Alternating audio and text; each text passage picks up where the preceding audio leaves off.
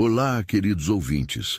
Antes de começarmos essa história emocionante que vai tocar seu coração, deixe seu comentário aqui embaixo dizendo seu nome e de onde você está nos acompanhando. Queremos conhecer cada um de vocês que faz parte desta comunidade incrível. E se você ainda não é inscrito no canal, aperte aquele botão de inscrição agora, porque histórias assim você não vai querer perder. Agora, comentem aí. Qual é seu nome e sua cidade? Estamos ansiosos para saber. Milionário com doença terminal é abandonado. Até uma enfermeira simples mudar tudo. A sala estava mergulhada em um silêncio cortante. O único som que ecoava era o bip ritmado do monitor cardíaco, marcando cada batimento como um relógio que contava não as horas, mas os dias restantes de uma vida. Deitado na cama hospitalar ajustável, um homem de 52 anos observava o teto branco com olhos que já não brilhavam mais. Seus cabelos grisalhos, antes penteados com precisão milimétrica por barbeiros particulares, agora caíam desalinhados sobre a testa pálida. As mãos, que um dia assinaram contratos milionários e apertaram as de presidentes e celebridades, tremiam levemente sobre o lençol branco. O rosto, outrora cheio de expressões confiantes e sorrisos calculados, estava marcado por uma magreza que não combinava com sua estrutura óssea naturalmente robusta. Eram 3h40 da tarde de uma terça-feira comum. Pela janela ampla do quarto privativo, a luz dourada da tarde de outono tentava entrar, mas as cortinas permaneciam fechadas por escolha dele. Não havia flores no criado mudo. Não havia fotografias sorridentes penduradas nas paredes. Não havia cartas de melhoras ou balões coloridos como nos outros quartos do corredor. Havia apenas ele, o silêncio e a solidão. O homem fechou os olhos por um momento, deixando uma lágrima solitária escorrer pelo canto. Não era de dor física que chorava. A morfina cuidava disso razoavelmente bem. Era algo muito pior. Era a dor de perceber, tarde demais, o que realmente importava na vida. Do lado de fora do quarto, os passos apressados dos profissionais de saúde ecoavam pelo corredor. Vozes discutiam casos, familiares conversavam animadamente com pacientes, crianças riam visitando avós. Mas ninguém parava na porta do quarto 417. Ninguém tocava a campainha, ninguém perguntava se ele precisava de algo. Ele estava completamente sozinho. E pela primeira vez, em 5 décadas de existência, Rodrigo Tavares Nunes entendeu o verdadeiro significado da palavra abandonado. 6 meses antes daquela tarde solitária, Rodrigo era um nome que ressoava com poder nos círculos empresariais do Brasil e da América Latina. Fundador e presidente da Nunes Incorporações, ele havia transformado uma pequena construtora herdada do pai em um conglomerado que operava em 17 países. Seus empreendimentos pontuavam as paisagens de cidades como Dubai, Miami, Lisboa e Buenos Aires. Cada projeto carregava sua assinatura. Luxo inacessível para a maioria, exclusividade para poucos. Rodrigo não construía casas, ele construía símbolos de status, monumentos ao sucesso financeiro.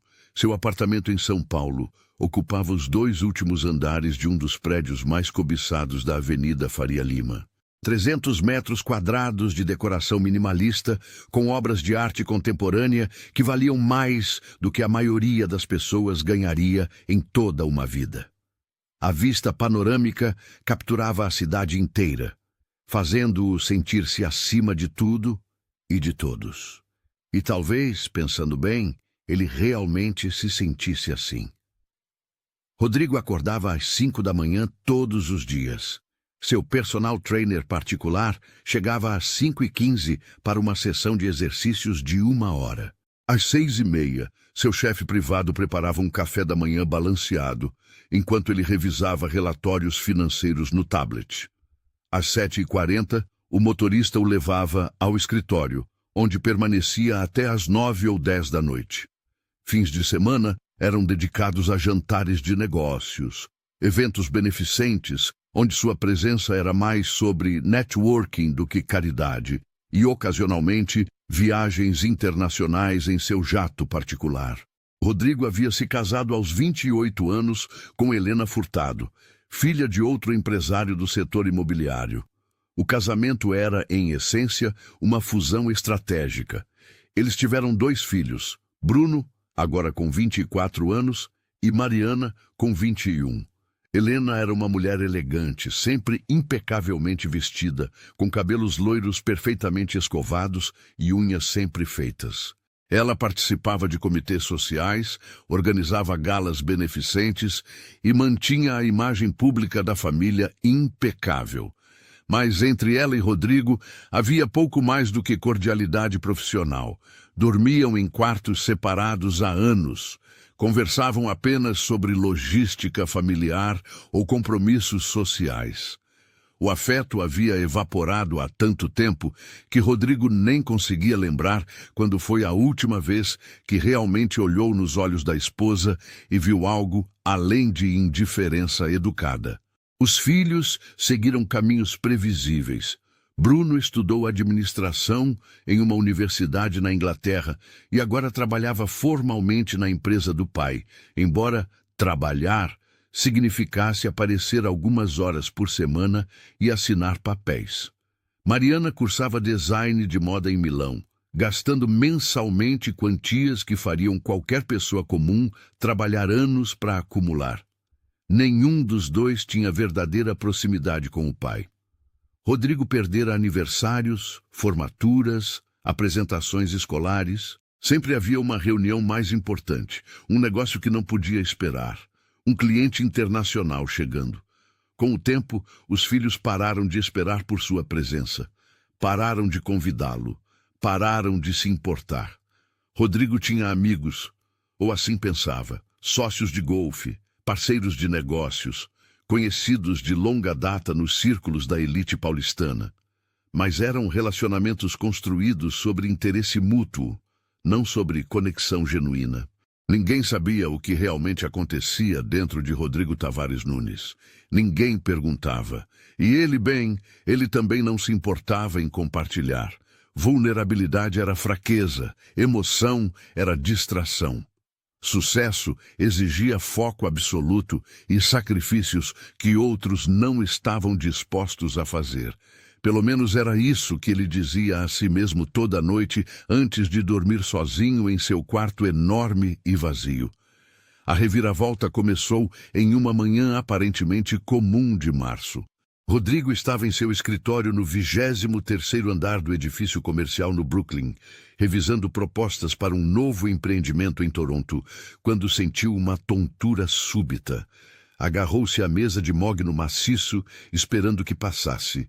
Mas não passou. A sala começou a girar lentamente e um zumbido agudo preencheu seus ouvidos.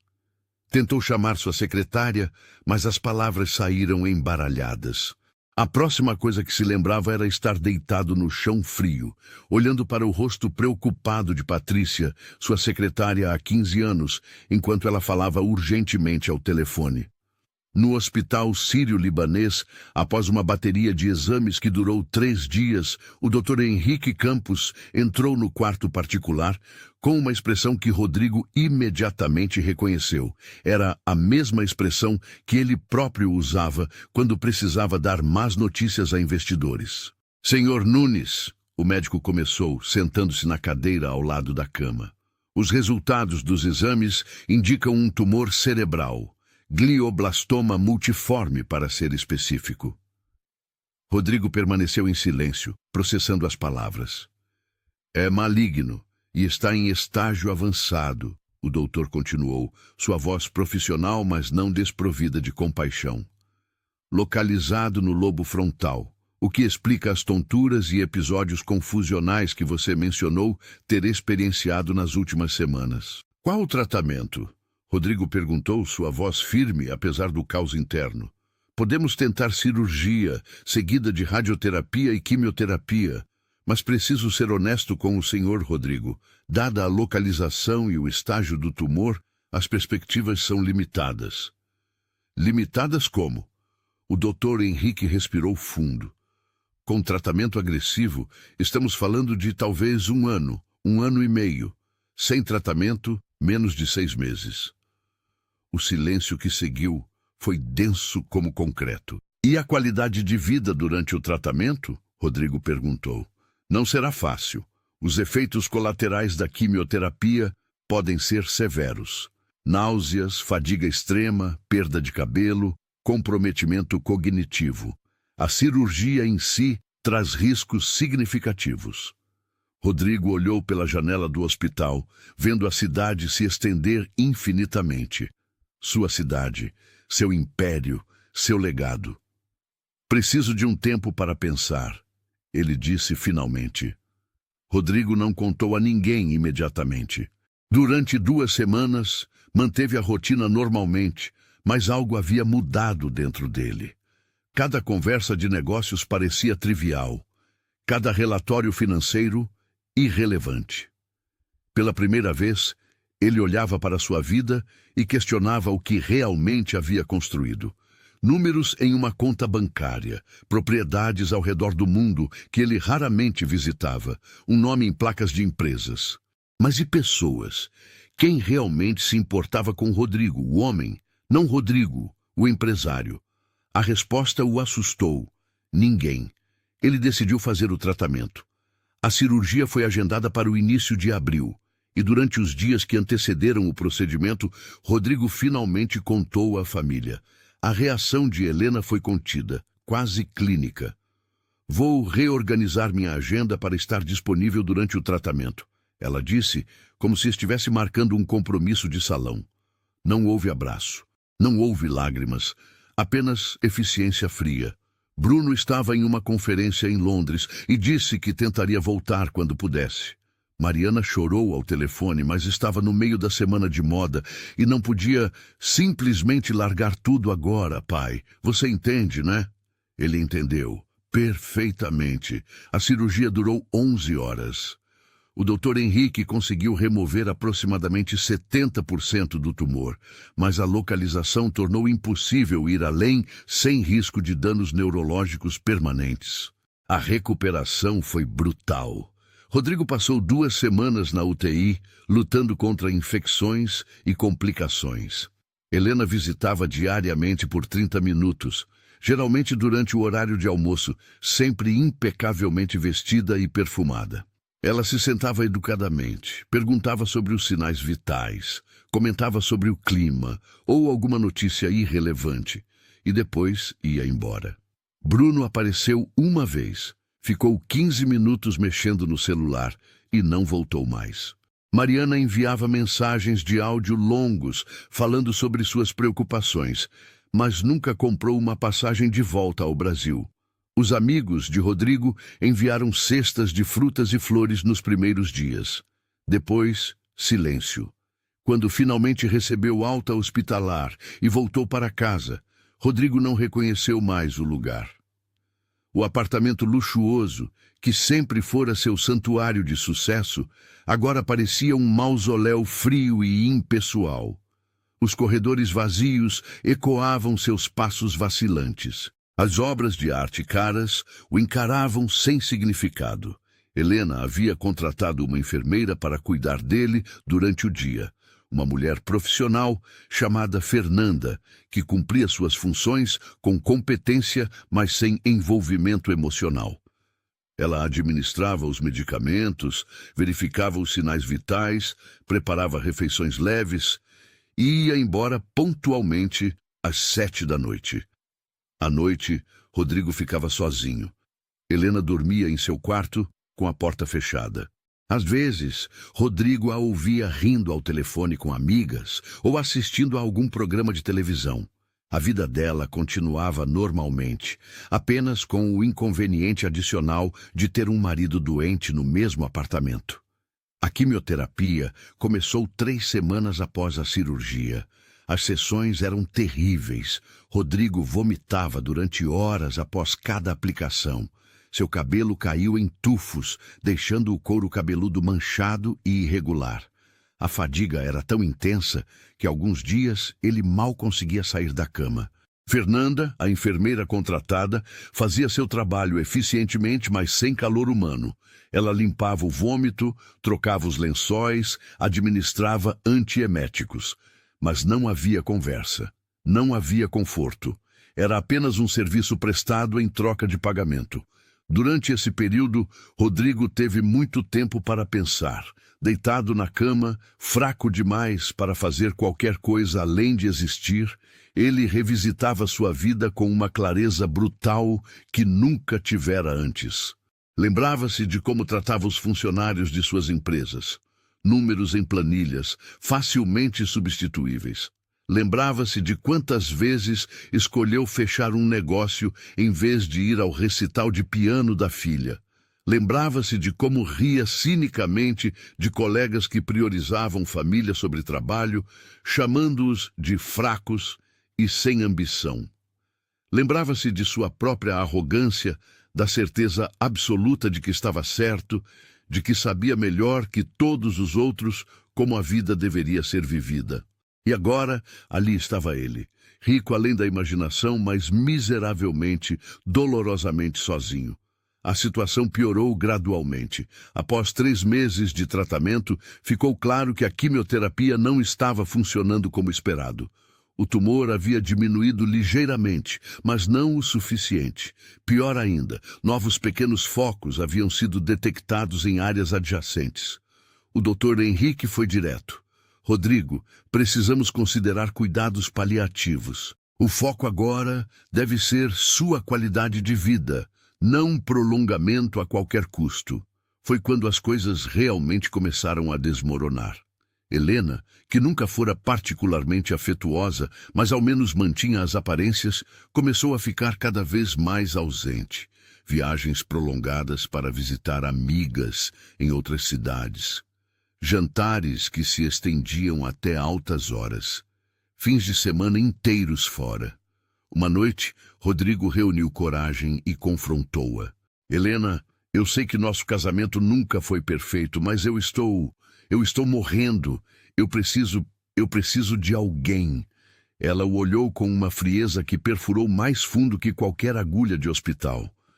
Rodrigo, você passou nossa vida inteira me tratando como uma peça decorativa, útil para eventos sociais, para manter as aparências, para dar à luz herdeiros.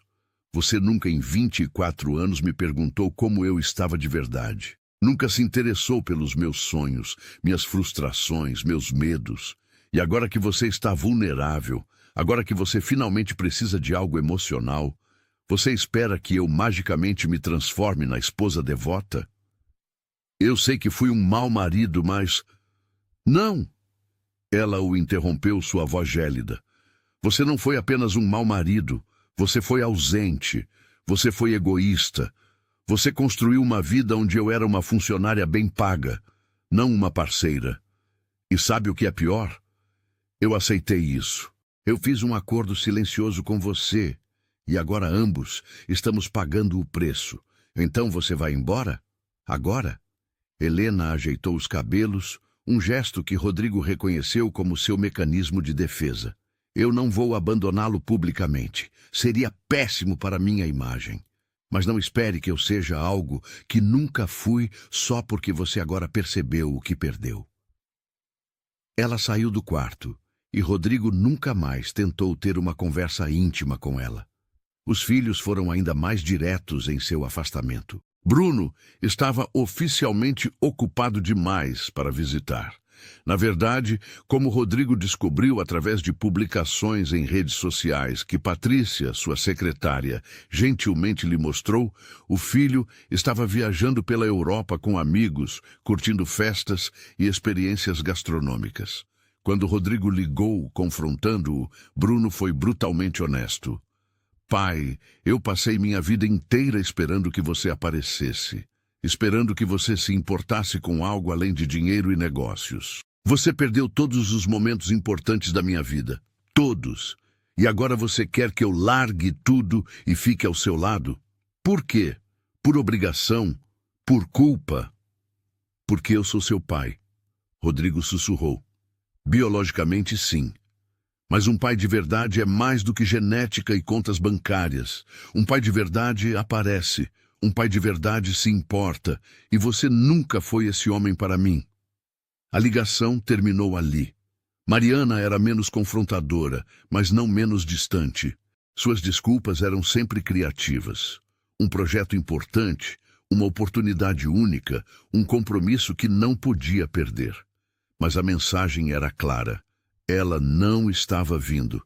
Em uma videochamada particularmente dolorosa, ela finalmente disse: Pai, eu não sei como te confortar.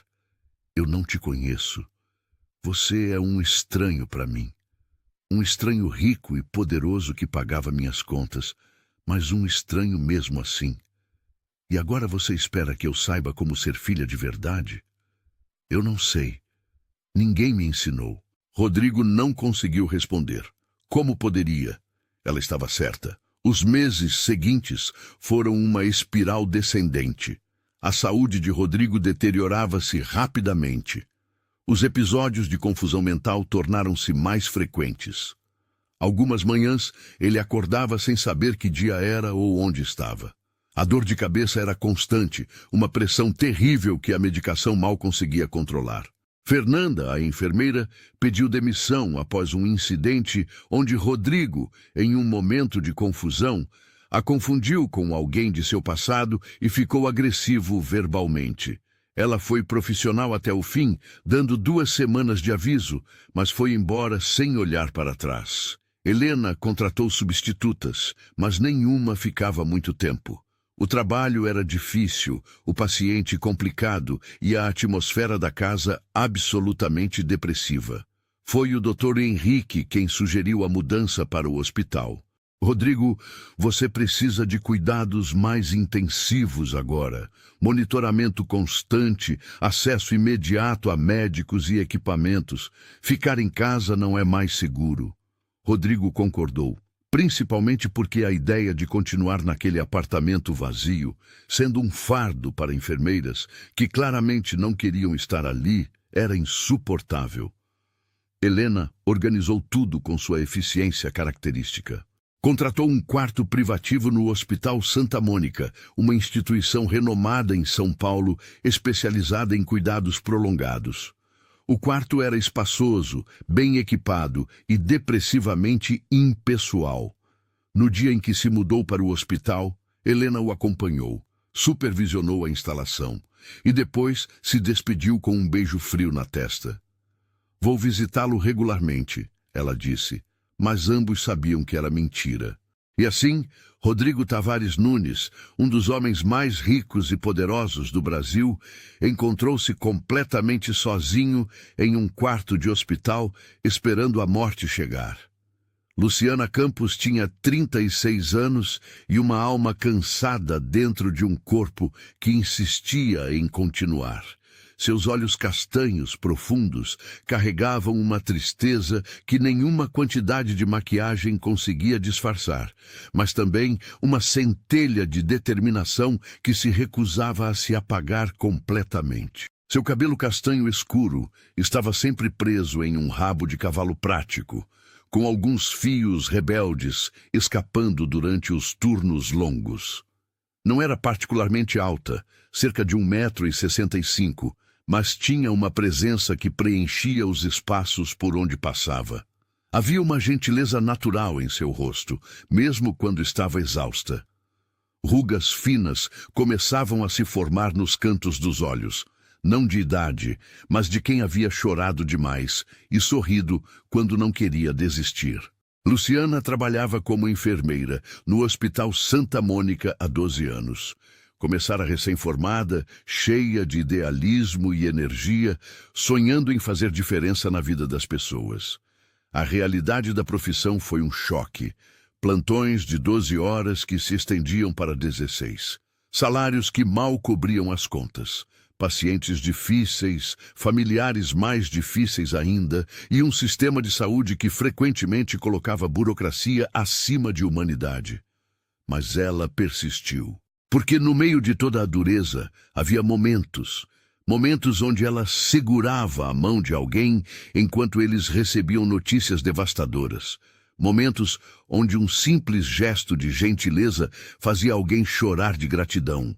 Momentos onde ela lembrava por que havia escolhido essa profissão. A vida pessoal de Luciana era marcada por perdas que a haviam moldado profundamente. Aos 23 anos, recém-casada com seu namorado de colégio, Marcelo, ela descobriu estar grávida. A alegria foi indescritível. Eles planejaram tudo: o quarto do bebê, os nomes possíveis, o futuro que construiriam juntos. Mas na 22ª semana de gestação, durante um exame de rotina, descobriram que o bebê tinha uma malformação incompatível com a vida. O coração de Luciana quebrou em pedaços tão pequenos que ela não tinha certeza se algum dia conseguiria juntá-los novamente. Davi, eles já haviam escolhido o nome, nasceu dormindo 3 semanas depois. Luciana segurou seu filho sem vida por horas, memorizando cada detalhe do rosto pequeno, das mãozinhas perfeitas, sabendo que era a única chance que teria. O luto quase destruiu seu casamento. Marcelo lidava com a dor se afastando, trabalhando horas extras, evitando conversas sobre o assunto. Luciana precisava falar, processar, chorar junto. Eles se tornaram estranhos, dividindo o mesmo apartamento. Tentaram novamente 1 ano depois. Outra gravidez, outra expectativa cautelosa. Desta vez, chegaram à 30ª semana antes que as complicações começassem. Pré-eclâmpsia severa. A bebê, Sofia, eles a haviam chamado, nasceu prematura de emergência. Ela viveu por 17 dias na UTI neonatal. 17 dias onde Luciana praticamente morou no hospital, sentada ao lado da incubadora, cantando baixinho, lendo histórias para uma bebê que era toda tubos e monitores. 17 dias de esperança frágil. Então, em uma manhã fria de julho, o coração minúsculo de Sofia simplesmente parou. Dessa vez, foi Marcelo quem não aguentou. Ele saiu uma noite para respirar e não voltou. Ligou 3 dias depois, dizendo que não conseguia mais, que era muito, que ele se sentia um fracasso como pai, como marido, como homem, que precisava recomeçar em outro lugar, longe das memórias. O divórcio foi rápido e pouco contestado. Luciana estava entorpecida demais para lutar. Assinou os papéis, dividiu os poucos bens que tinham e se viu aos 26 anos completamente sozinha, com 2 bebês enterrados e um coração que não sabia como continuar batendo. Os anos seguintes foram de sobrevivência automática. Trabalho, casa, trabalho. Ela se tornou a enfermeira que pegava os plantões que ninguém queria. Finais de semana, feriados, madrugadas. Qualquer coisa para não ter que sentar em silêncio em seu apartamento pequeno e confrontar o vazio. Sua mãe, Dona Célia, uma senhora robusta de 68 anos, com cabelos completamente brancos e um coração maior que o mundo, morava a 3 quarteirões de distância. Ela se preocupava constantemente com a filha. Tentava arranjar encontros, convencê-la a sair mais, viver mais. Luciana, minha filha, você é tão jovem ainda. Não pode deixar o passado te prender assim. Mas Luciana não via as coisas dessa maneira. Não era sobre estar presa ao passado. Era sobre carregar seus filhos de alguma forma. Se ela parasse, se realmente seguisse em frente, sentia que os estaria abandonando.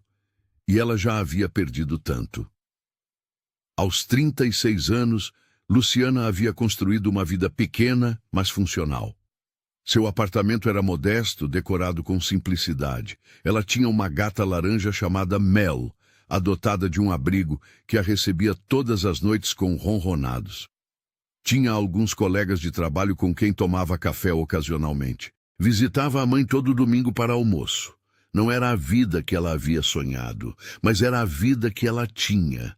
E ela havia aprendido a encontrar pequenos momentos de paz dentro dela. Foi em uma segunda-feira chuvosa de setembro que Luciana foi designada para cuidar do paciente no quarto 417. É um caso complicado, a enfermeira-chefe Vera explicou durante a passagem de plantão. Rodrigo Tavares Nunes, 52 anos, glioblastoma em estágio terminal. Ele já passou por cirurgia e quimioterapia, mas não respondeu bem. Está em cuidados paliativos agora. Família? Luciana perguntou, folheando o prontuário. Vera fez uma expressão que Luciana conhecia bem. Esposa que aparece uma vez por semana, por meia hora. 2 filhos adultos que não visitam, sem outros parentes próximos. Ele é bastante solitário. Luciana assentiu. Ela havia cuidado de muitos pacientes solitários ao longo dos anos. Sempre a partia o coração, mas ela havia aprendido a manter uma distância profissional. Compaixão, sim. Envolvimento emocional profundo, não. Era a única forma de sobreviver nessa profissão. Quando entrou no quarto 417 pela primeira vez, Luciana encontrou um homem que parecia muito mais velho que seus 52 anos. Rodrigo estava deitado na cama ajustável, olhando para o teto com uma expressão vazia. Seu rosto estava macilento, os cabelos ralos e desgrenhados, os olhos fundos em órbitas escuras. Mas foi a solidão palpável que mais impactou Luciana. O quarto era tecnicamente confortável, mas não havia vida nele. Nenhuma flor, nenhuma foto, nenhum toque pessoal. Apenas equipamentos médicos e paredes brancas. Bom dia, Sr. Nunes. Ela disse com sua voz profissional, mas gentil. Meu nome é Luciana e vou ser sua enfermeira a partir de hoje. Rodrigo virou lentamente a cabeça para olhá-la. Por um momento ele não disse nada, apenas a observou com olhos que pareciam ter desistido de tudo. Oi, ele finalmente murmurou, sua voz rouca de desuso. Luciana começou sua rotina. Verificou os sinais vitais, ajustou a medicação intravenosa, checou as anotações no prontuário. Durante tudo isso, ela manteve uma conversa leve, como sempre fazia. A chuva está forte lá fora hoje. Bom para dormir, ruim para o trânsito. Ela comentou enquanto anotava a pressão arterial. Você conseguiu tomar o café da manhã? Não estava com fome. Entendo. Mas é importante tentar comer um pouco. Que tal se eu pedir algo leve? Talvez um caldo ou uma torrada? Rodrigo não respondeu. Simplesmente voltou a olhar para o teto. Luciana terminou seus procedimentos e estava prestes a sair quando uma sensação estranha a fez parar na porta. Ela olhou para trás, para aquele homem completamente sozinho, e algo dentro dela cedeu levemente. Senhor Nunes, ela disse suavemente, se precisar de qualquer coisa mesmo, pode chamar. Não apenas para coisas médicas. Se quiser conversar ou se sentir muito sozinho, pode apertar o botão. Eu venho. Pela primeira vez, algo cintilou nos olhos de Rodrigo. Surpresa, talvez, ou descrença. Por que você faria isso? Ele perguntou. Luciana pensou por um momento. Porque ninguém deveria ter que passar por isso completamente sozinho. E então ela saiu, não percebendo que aquelas palavras simples haviam plantado uma semente minúscula de algo que Rodrigo pensava estar completamente morto dentro dele. Esperança. Nos primeiros dias, a rotina continuou como sempre. Luciana entrava no quarto várias vezes durante seu plantão, fazia seus procedimentos, trocava algumas palavras educadas e saía.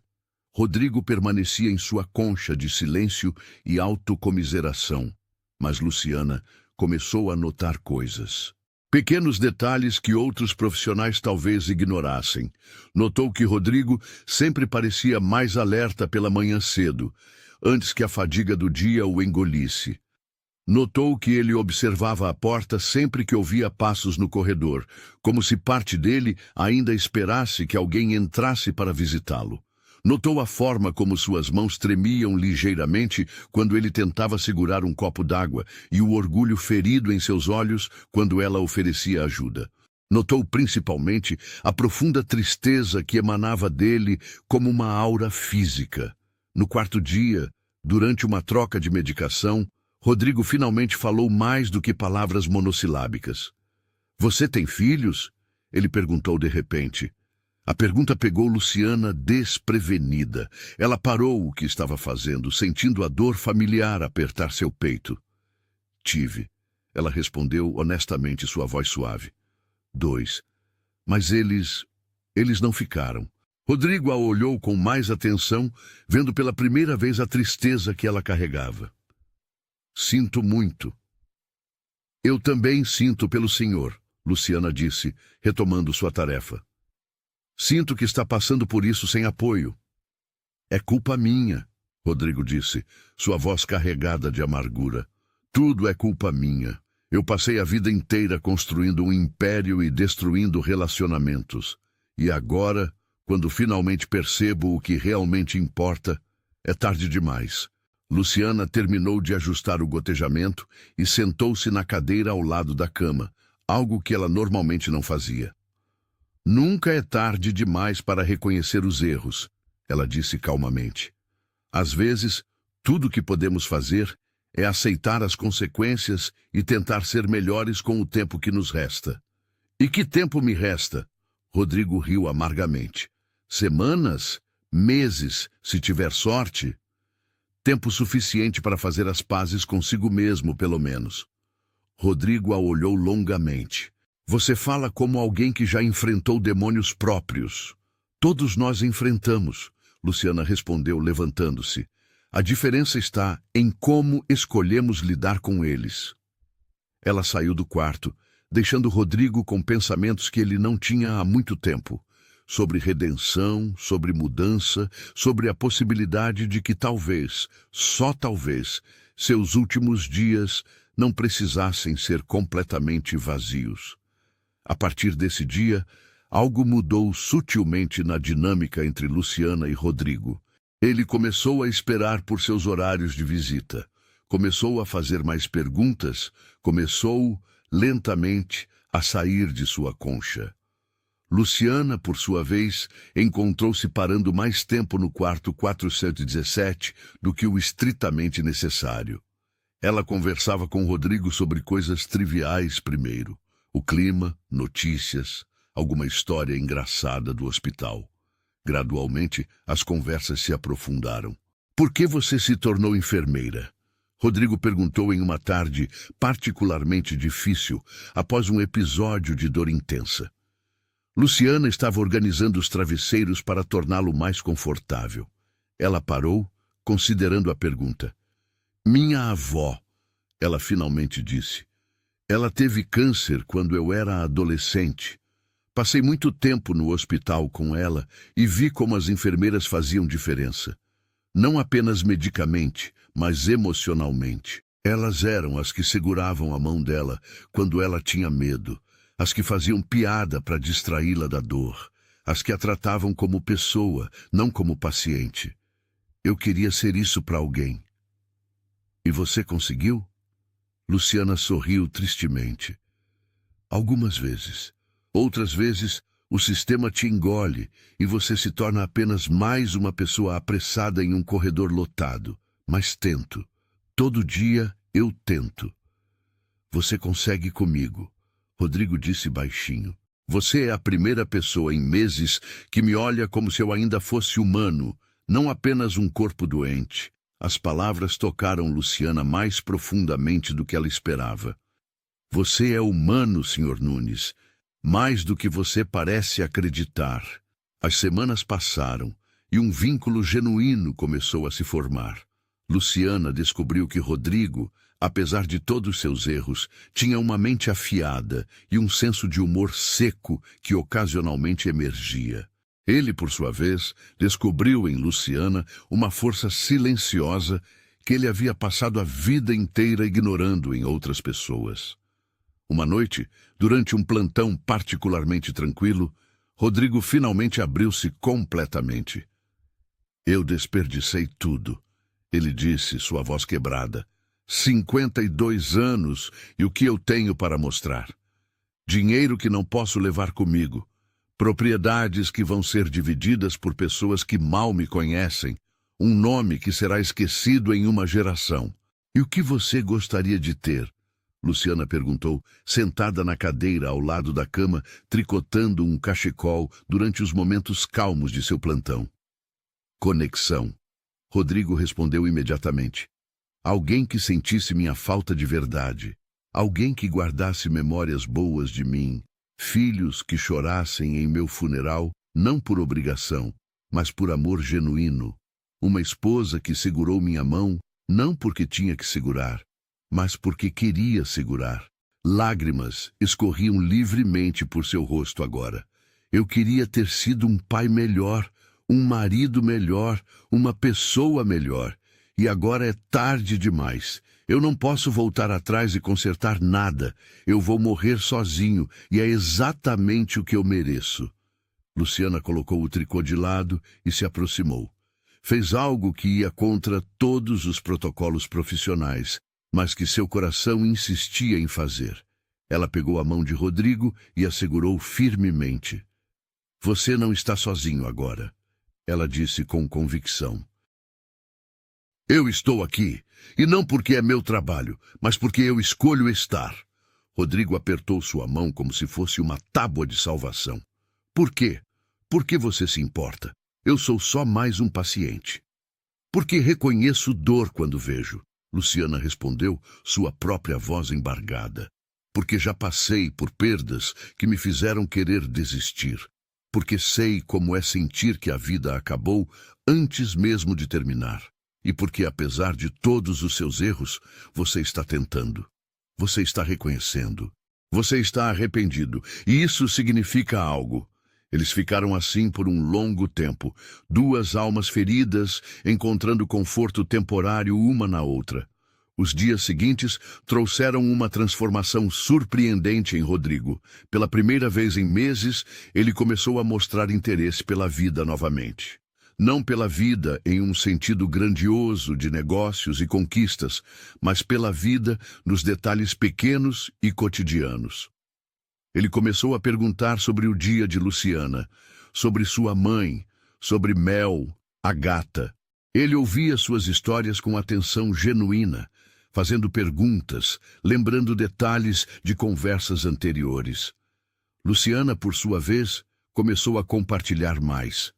Falou sobre Davi e Sofia pela primeira vez em anos com alguém além de sua mãe ou terapeuta.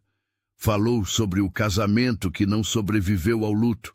Falou sobre como ela havia reconstruído sua vida tijolo por tijolo, mesmo quando parecia impossível. Você é mais forte do que eu jamais fui, Rodrigo disse em uma dessas conversas. Não, Luciana corrigiu. Eu apenas aprendi que força não é sobre nunca cair. É sobre levantar toda vez que cai, mesmo quando não quer. Um dia, Rodrigo fez um pedido incomum. Luciana, você poderia me ajudar a escrever cartas? Cartas? Para meus filhos, para Helena, para pessoas que eu machuquei ao longo da vida. Eu não posso consertar o passado, mas talvez possa deixar algo honesto para trás. Luciana trouxe papel e caneta no dia seguinte. Durante as tardes, quando a dor estava controlada e Rodrigo estava mais lúcido, eles trabalhavam nas cartas juntos. Para Bruno, Rodrigo escreveu: Meu filho, sei que não tenho o direito de me chamar assim. Um pai verdadeiro está presente, e eu nunca estive. Não vou insultar sua inteligência pedindo perdão ou esperando que você magicamente comece a me amar agora. Mas preciso que você saiba algumas coisas. Cada momento que perdi de sua vida foi minha escolha. Uma escolha errada, motivada por prioridades erradas. Eu acreditei que sucesso material era a única coisa que importava, e essa crença me custou tudo que realmente tinha valor. Você mereceu um pai melhor, um pai que fosse aos seus jogos de futebol, que te ensinasse a fazer a barba, que estivesse lá quando você teve seu coração partido pela primeira vez. Você mereceu alguém que te fizesse saber todos os dias que era amado, não por conquistas ou potencial, mas simplesmente por existir. Sinto muito por não ter sido esse pai. Espero que um dia você encontre um jeito de construir uma vida melhor que a minha. Uma vida onde sucesso seja medido em relacionamentos, não em contas bancárias. Com amor que sempre existiu, mesmo quando eu não soube demonstrar seu pai para Mariana. Minha filha, lembro do dia em que você nasceu. Te segurei nos braços e prometi que daria tudo a você. E eu dei, exceto a única coisa que realmente importava. Meu tempo, minha presença, meu amor demonstrado em ações, não em dinheiro. Você era tão talentosa, tão cheia de vida. Lembro de te ver desenhando quando era pequena, criando mundos inteiros com giz de cera. Eu deveria ter me sentado ao seu lado e desenhado com você. Deveria ter ido às suas apresentações de balé. Deveria ter trançado seu cabelo, mesmo que ficasse torto. Deveria ter estado lá quando você precisava de um pai, não de um provedor financeiro. Você se tornou uma mulher incrível apesar de mim, não por causa de mim. E isso é algo que eu preciso reconhecer. Sua força vem de dentro de você, e espero que você continue construindo a vida que deseja. Te amo de uma forma que nunca aprendi a expressar adequadamente. Seu pai. Para Helena, a carta foi mais difícil. Helena, nosso casamento foi uma mentira confortável que ambos sustentamos por décadas. Mas a responsabilidade maior é minha. Eu te pedi em casamento por razões erradas e passei nossa vida juntos te tratando como uma parceira de negócios, não como uma companheira de vida.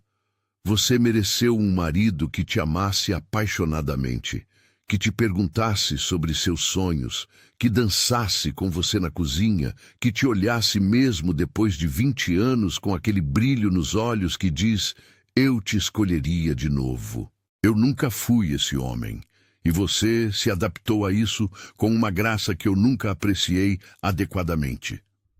Você construiu uma vida dentro das limitações que eu impus, e isso deve ter sido sufocante. Não espero seu perdão. Não espero que sinta algo além de alívio quando eu partir, mas preciso que saiba que reconheço tudo que fiz de errado. Quando eu partir, por favor, viva. Viva a vida que deveria ter vivido todo esse tempo. Ache alguém que te mereça. Seja feliz. Rodrigo. Escrever as cartas foi catártico e exaustivo. Rodrigo chorou através de cada uma delas. Luciana permaneceu ao seu lado, oferecendo lenços de papel e presença silenciosa. Uma tarde, Rodrigo fez outro pedido. Luciana, eu gostaria de fazer algo significativo com o dinheiro que vou deixar.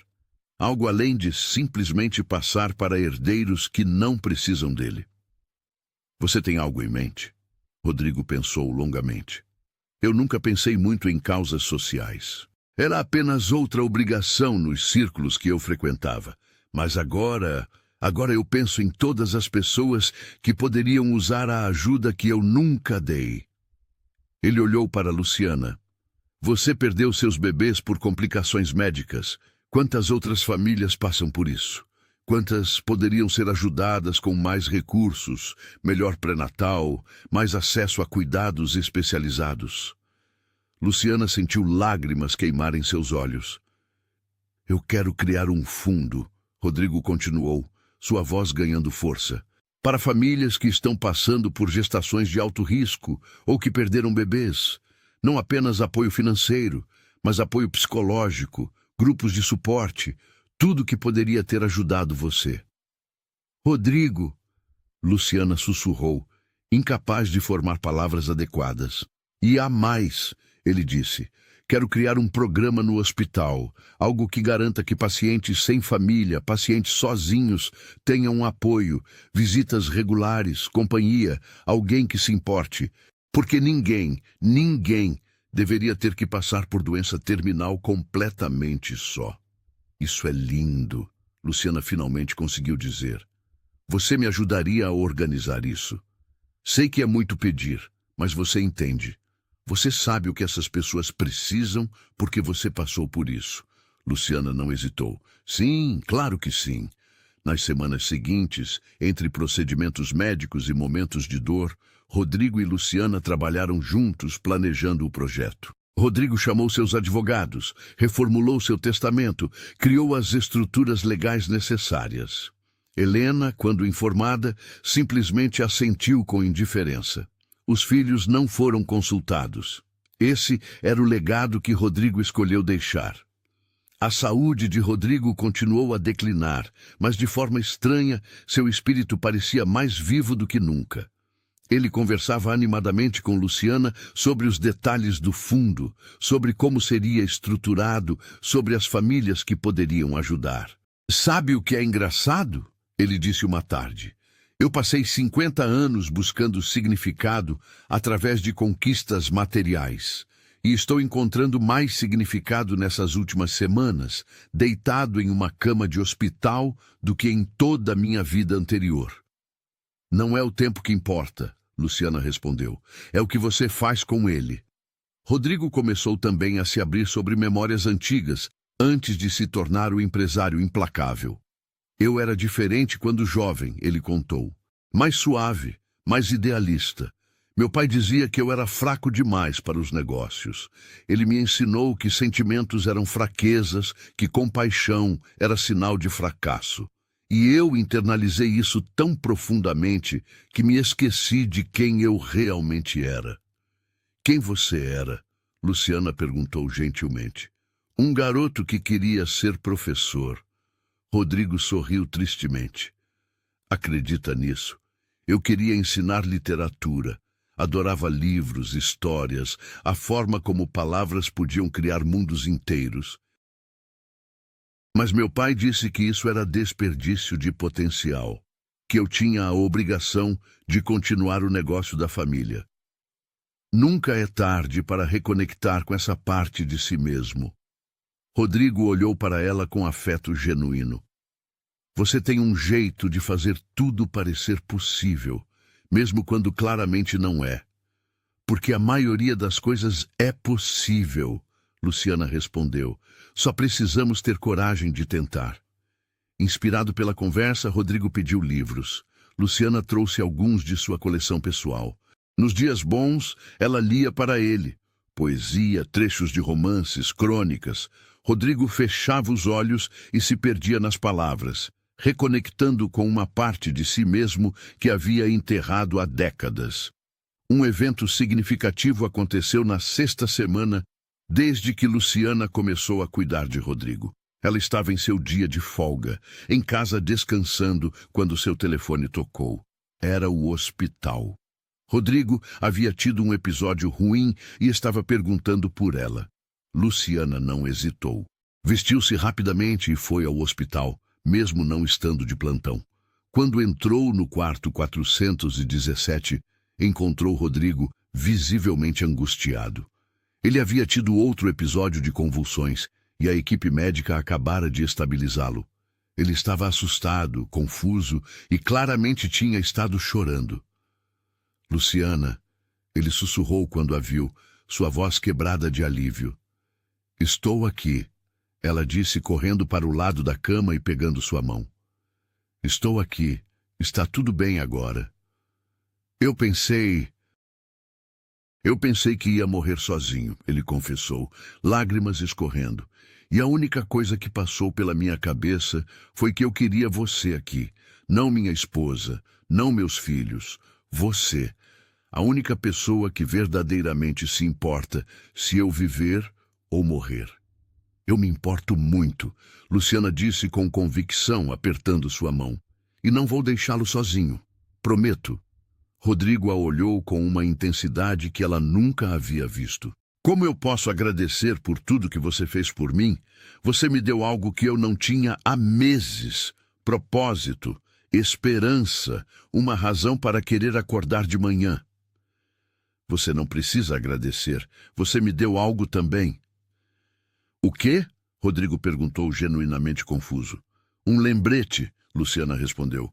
"Um lembrete de que nunca é tarde para mudar, de que redenção é possível, de que mesmo nas piores circunstâncias ainda podemos escolher ser melhores. Eu estava apenas sobrevivendo, Rodrigo, há anos, mas cuidar de você, ver sua transformação, isso me lembrou de que ainda há vida para ser vivida, que eu também posso escolher ser mais do que apenas alguém carregando dor. Eles ficaram assim, mãos entrelaçadas, dois sobreviventes de vidas que não saíram como planejado, encontrando consolo um no outro. A notícia de que uma enfermeira havia vindo em seu dia de folga apenas porque Rodrigo pediu por ela espalhou-se rapidamente pelo hospital. Alguns colegas acharam tocante, outros acharam que Luciana estava cruzando limites profissionais. A enfermeira-chefe, Vera, chamou Luciana para uma conversa. Luciana, preciso te perguntar algo difícil. Você está se envolvendo emocionalmente demais com o paciente do 417? Luciana pensou cuidadosamente antes de responder. Eu me importo com ele, sim, talvez mais do que deveria tecnicamente, mas não de uma forma inadequada. Ele está morrendo, Vera, completamente sozinho, e Eu entendo essa solidão de uma forma que a maioria das pessoas não entende. Vera suspirou. Olha, eu não vou dizer para você parar, mas tenha cuidado com seu próprio coração. Você sabe como isso termina, e quando terminar, vai doer. Eu sei, Luciana admitiu, mas algumas coisas valem a dor. As semanas passaram. A saúde de Rodrigo flutuava. Alguns dias melhores, outros piores. Mas através de tudo, Luciana estava lá. Não apenas durante seus plantões regulares, mas frequentemente em seus dias de folga, parando para uma visita rápida. Ela trazia pequenas coisas que iluminavam o dia de Rodrigo. Flores frescas para substituir as que murchavam, um pedaço de bolo que sua mãe havia feito, uma revista com um artigo interessante que ela pensou que ele gostaria. Dona Célia, a mãe de Luciana, ficou curiosa sobre o paciente que sua filha tanto mencionava. Esse Rodrigo parece especial, ela comentou em um almoço de domingo. Ele é, Luciana admitiu. Ele me lembra que boas pessoas podem fazer escolhas ruins e que reconhecer isso já é metade do caminho para a redenção. Você gosta dele? Dona Célia observou, não como pergunta, mas como fato. Como amigo, Luciana esclareceu. Como alguém que passou por perdas e está tentando fazer as pazes com a vida antes que seja tarde demais. Eu me identifico com isso. Só tome cuidado, minha filha. Seu coração já foi quebrado tantas vezes. Eu sei, mãe, mas alguns corações são feitos para serem quebrados e depois colados de volta, de novo e de novo. E talvez seja justamente nisso que consiste viver de verdade. Em outubro, Helena finalmente apareceu para uma de suas visitas esporádicas. Luciana estava justamente no quarto, ajudando Rodrigo a se sentar mais confortavelmente quando a esposa entrou. Helena estava, como sempre, impecável. Vestido bege claro, sapatos de salto, bolsa de grife, maquiagem perfeitamente aplicada. Ela parou na porta, observando a cena com olhos frios. Interrompo algo? Ela perguntou, sua voz cortante. Luciana se endireitou profissionalmente. Bom dia, senhora Nunes. Estava apenas ajustando os travesseiros. Vou deixá-los a sós. Não precisa, Rodrigo disse rapidamente. Luciana pode ficar. Helena ergueu uma sobrancelha. Que íntimo, chamando a enfermeira pelo primeiro nome. Helena, Rodrigo disse com uma fadiga que não era apenas física. Por favor, não. Ela se aproximou, sentando-se na cadeira com postura perfeita. Como você está se sentindo? Da mesma forma que da última vez que você perguntou 3 semanas atrás. Um silêncio tenso preencheu o quarto. Luciana discretamente começou a organizar os suprimentos médicos, querendo dar-lhes privacidade, mas cumprindo o pedido de Rodrigo de permanecer. Recebi os papéis do advogado, Helena finalmente disse, sobre suas mudanças no testamento. E? Acho, Acho que é uma decisão sábia. Melhor uso para o dinheiro do que simplesmente sentar em contas bancárias. A admissão pareceu custar-lhe algo. Rodrigo a olhou com surpresa. Obrigado, ele disse calmamente. Helena olhou para as mãos perfeitamente manicuradas em seu colo. Eu não fui uma boa esposa, mas você também não foi um bom marido. Acho que ambos fizemos o melhor que podíamos com quem éramos. Isso é verdade. Tavi, ela se levantou para ir embora, mas parou na porta olhando para trás. Essa enfermeira, Luciana, ela se importa com você. De verdade, é mais do que você teve da maioria de nós. E com isso, Helena saiu e foi a última vez que visitou. Novembro trouxe uma deterioração notável na condição de Rodrigo. Os episódios de confusão tornaram-se mais frequentes. A dor, mais intensa. Ele dormia a maior parte do tempo agora, acordando apenas por breves períodos. O doutor, Henrique chamou Luciana de lado um dia. É questão de semanas agora, talvez dias. O corpo dele está desistindo. Luciana assentiu, sentindo o peso familiar da perda iminente apertar seu peito. Mas dessa vez era diferente, porque dessa vez ela não era apenas uma profissional cuidando de um paciente. Era uma amiga preparando-se para dizer adeus a alguém que significava algo real. Ela começou a passar ainda mais tempo no quarto 417. Nas noites em que não estava oficialmente de plantão, ela ainda aparecia, sentando-se ao lado da cama de Rodrigo, lendo para ele mesmo quando ele dormia, só para que ele soubesse que não estava sozinho. Uma noite, Rodrigo acordou de um sono profundo e encontrou Luciana tricotando calmamente na cadeira ao lado da cama. Você está sempre aqui, ele murmurou, sua voz fraca. Onde mais eu estaria? Ela respondeu com um sorriso gentil. Vivendo sua vida. Fazendo coisas que pessoas de 36 anos deveriam estar fazendo. Estou fazendo exatamente o que quero fazer, Luciana assegurou. Rodrigo a observou em silêncio por um momento. Você sabe o que percebi? Eu passei a vida inteira cercado de pessoas, mas morri sozinho de qualquer forma. E você passou sua vida se isolando da dor, mas está aqui, escolhendo estar presente para alguém que vai te causar dor inevitavelmente. A dor do afeto é preferível ao vazio da indiferença, Luciana respondeu. Eu gostaria de ter aprendido isso 50 anos atrás. Mas você aprendeu agora, e isso significa algo. Uma tarde, Rodrigo pediu algo inesperado. Luciana, você pode me levar para fora? Só por alguns minutos? Fora do quarto? Fora do hospital. Eu quero ver o céu, sentir o vento, lembrar como é estar vivo em vez de apenas existir. Era contra as regras, tecnicamente. Rodrigo estava em condição delicada, conectado a medicações intravenosas, precisando de monitoramento constante. Mas Luciana olhou para ele, para esse homem que havia desperdiçado a vida inteira e estava agora desesperado por apenas um último momento de liberdade, e tomou uma decisão. Vou organizar, ela disse. Com a ajuda de colegas compreensivos e um médico que escolheu não fazer perguntas difíceis, eles conseguiram arranjar uma cadeira de rodas equipada e uma bomba de infusão portátil. Luciana envolveu Rodrigo em cobertores quentes e o levou pelo corredor para o elevador e, finalmente, para o pequeno jardim no térreo do hospital. Era uma tarde de novembro clara e fresca. O sol estava começando a se pôr, pintando o céu em tons de laranja e rosa. Algumas árvores ainda tinham folhas, balançando gentilmente na brisa. Rodrigo fechou os olhos e respirou profundamente, seu rosto voltado para o sol morrente. Obrigado, ele sussurrou. Muito obrigado. Eles ficaram ali por 20 minutos, em silêncio confortável.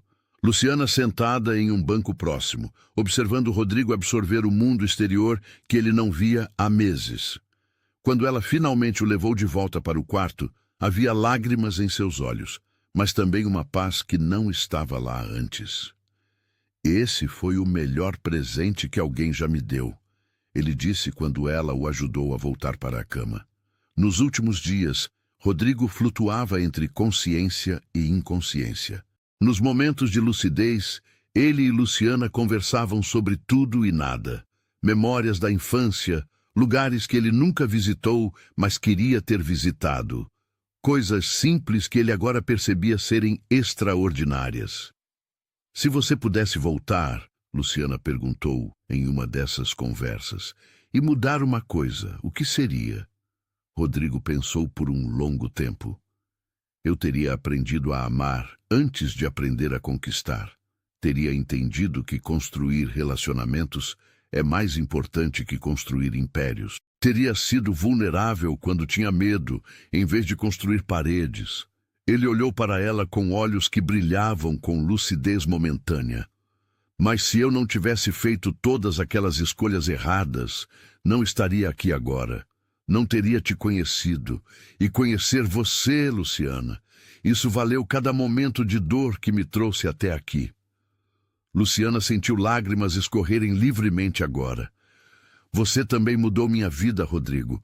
Você me lembrou que ainda posso sentir, ainda posso me importar, ainda posso deixar alguém entrar, mesmo sabendo que pode doer. No penúltimo dia, Bruno apareceu inesperadamente. Luciana estava lá quando ele entrou, hesitante e claramente desconfortável. Ele havia lido a carta que Rodrigo enviou semanas atrás, e algo nela finalmente o moveu a agir. Pai, ele disse baixinho da porta. Rodrigo virou a cabeça lentamente, seus olhos levando um momento para focar. Quando reconheceu o filho, algo quebrou dentro dele. Bruno! Ele sussurrou, sua voz carregada de emoção. Bruno se aproximou da cama. Ele parecia mais velho do que Rodrigo lembrava, mais cansado. Eu li sua carta. Li várias vezes. Eu sinto muito, Rodrigo disse, lágrimas escorrendo. Por tudo. Por não ter sido o pai que você precisava. Bruno ficou em silêncio por um longo momento. Eu também sinto muito. Por não ter vindo antes. Por desperdiçar o tempo que tínhamos. Luciana discretamente começou a sair para dar-lhes privacidade, mas Rodrigo chamou por ela. Luciana, fique, por favor. Ele olhou para o filho. Bruno, essa é Luciana. Ela é a razão de eu não ter morrido completamente sozinho. Bruno estendeu a mão para ela. Obrigado por cuidar dele quando nós não cuidamos. Os três passaram a tarde juntos. Bruno finalmente conversou com o pai, não sobre negócios ou obrigações, mas sobre sentimentos, arrependimentos, a possibilidade de alguma forma de paz. Não foi uma reconciliação completa. Muita dor havia sido causada, muito tempo havia sido perdido. Mas foi um começo. Ou talvez mais precisamente, foi um final melhor do que Rodrigo pensou que mereceria. Quando Bruno finalmente saiu, ele abraçou o pai. O primeiro abraço genuíno em quantos anos? Nenhum deles conseguia lembrar. Eu vou me lembrar disso, Bruno disse. Vou me lembrar que você mudou no final. E vou tentar ser melhor do que você foi. E melhor do que eu tenho sido. Na última noite, Rodrigo estava mais consciente do que havia estado em dias. Luciana estava lá, como sempre, sentada ao lado da cama. Você vai ficar? Ele perguntou, sua voz mal um sussurro. Vou ficar, ela prometeu. O tempo que for necessário. Eu tenho medo, ele admitiu. Não de morrer exatamente, mas de desaparecer completamente. De ser esquecido. Você não será esquecido, Luciana assegurou, segurando sua mão firmemente. As famílias que o fundo ajudar vão se lembrar. O hospital vai se lembrar. Bruno vai se lembrar. E eu nunca vou esquecer. Rodrigo sorriu fracamente. Prometa algo. Qualquer coisa. Continue vivendo. Não apenas sobrevivendo, mas verdadeiramente vivendo. Ache alegria. Abra seu coração. Não deixe que a dor te defina. Você me ensinou que nunca é tarde demais para mudar. Agora eu estou te ensinando que nunca é tarde demais para viver. Eu prometo. Luciana disse, chorando abertamente agora. E talvez, Rodrigo continuou, sua voz ficando mais fraca, talvez um dia, quando você pensar em mim, não pense no empresário frio e egoísta que eu fui. Pense no homem que você ajudou a encontrar redenção.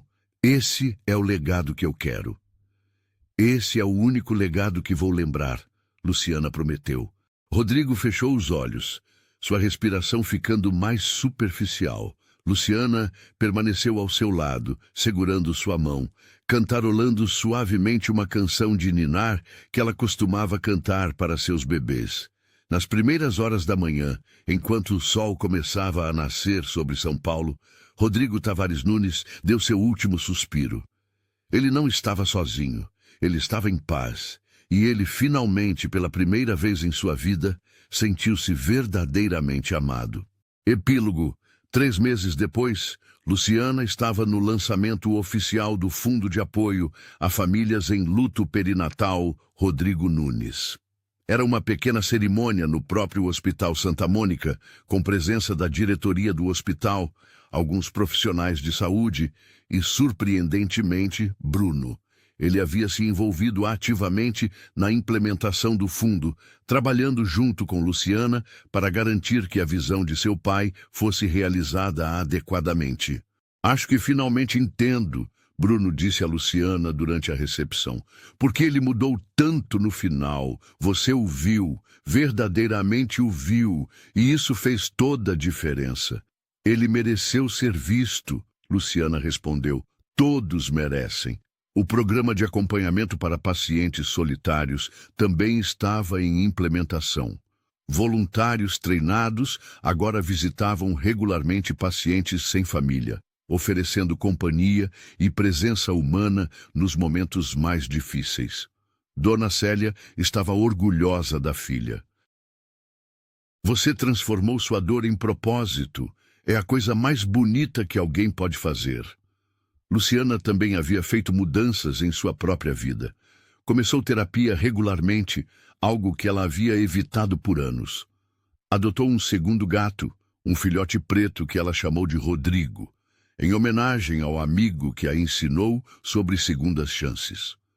Mais significativamente, ela começou a se abrir para a possibilidade de conexões mais profundas. Não necessariamente romance, ela ainda não estava pronta para isso, mas amizades genuínas, momentos de alegria, permissão para sentir plenamente tanto a dor quanto a felicidade. Uma tarde, visitando o túmulo de Rodrigo, algo que ela fazia mensalmente, Luciana falou com ele como fazia quando estava vivo. Você tinha razão, ela disse ao ar. Sobre viver de verdade. Eu passei tanto tempo com medo de sentir dor novamente que esqueci como sentir qualquer coisa. Mas você me lembrou que viver significa sentir tudo. A alegria, a tristeza, o amor, a perda.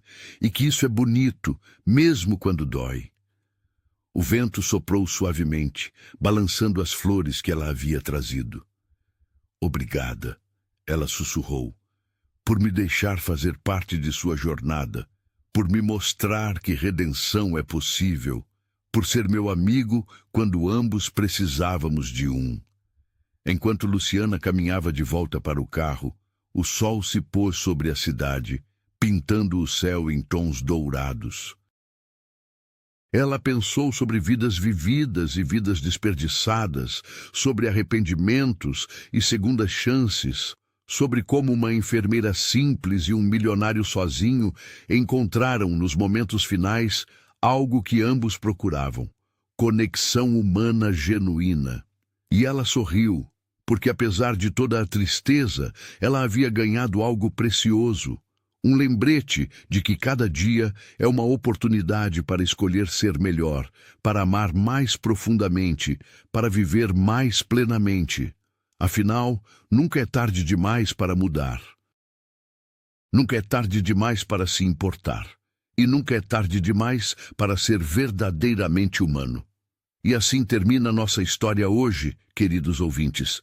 Uma história sobre encontros improváveis, sobre redenção nos momentos finais, sobre como atos simples de gentileza podem transformar vidas completamente.